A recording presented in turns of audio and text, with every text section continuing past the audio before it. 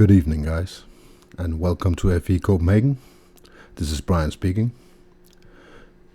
Today I want to take you way back to the beginning, to the year 2014. It's Christmas time, and I'm all alone in a hotel room, and I'm watching a lot of videos. At this point, I'm a full-blown conspiracy theorist, but I haven't seen the flat Earth at this point. And this night, I just fell over a video made by Mark Sargent. You all know it is The Clues, and that just got me right away. Not because of the facts, but the thing he was saying and the ideology behind it. It just felt reasonable and logical. So I decided to look into it. I watched it a couple of times, and then I went on to look at Eric Dubay stuff and some of Jaron's stuff. And all good guys, you know. Sargent wasn't the guy for me.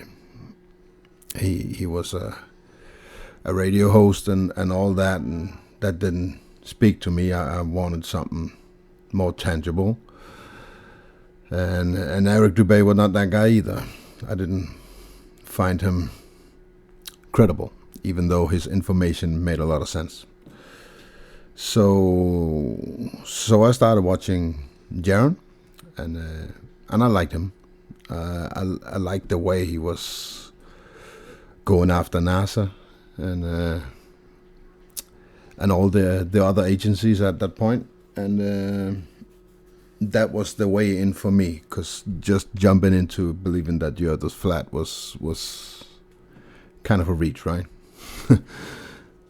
So we all need that one guy who opens up the door, and it gotta be someone trustworthy at some level anyway.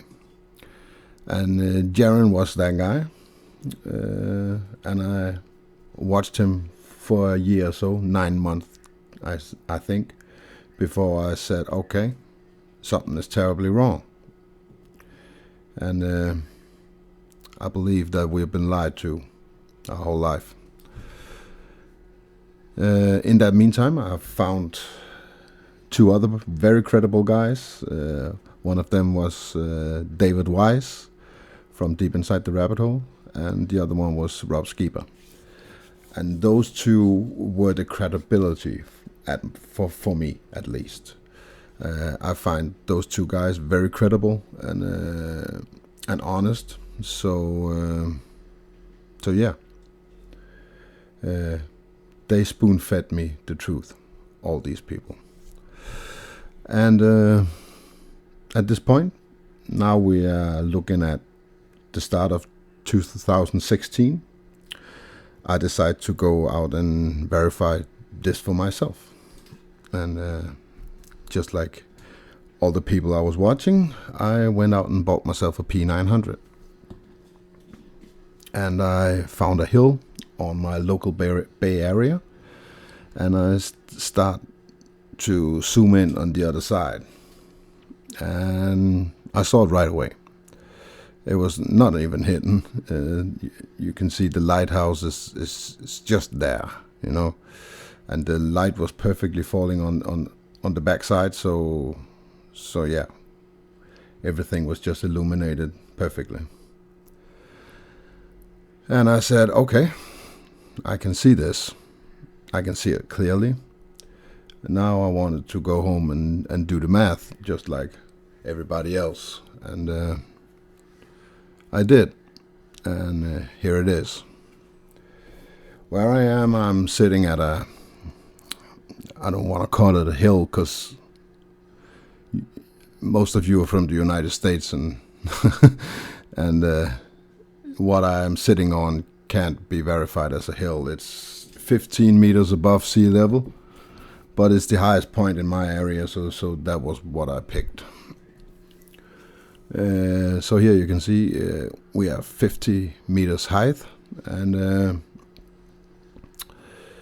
that's just shy of 50 feet for all you Americans. So I'm 50 feet high, and I'm looking at a location this lighthouse is 22 miles away. So let's do the math. The lighthouse is 22 miles away, and the elevation is about 50 feet. Well, this number speaks for itself, right? 35 meters of the location I'm watching should be behind the curve. 35 meters.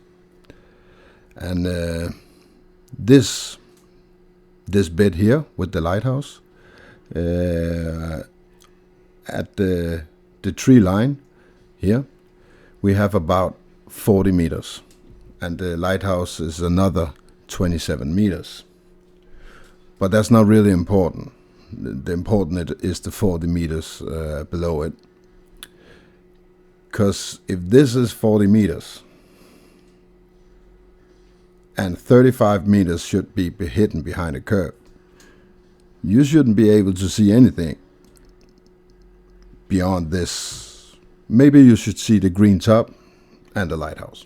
That should be it. Everything else should be gone. And now I want to compare it to this picture that I found on Wiki. You know, the source of information. Right.com. And as you can see here, it's just the same thing. You know? Look at these bushes on the side. It's exactly the same view that I have 22 miles away. So, yeah.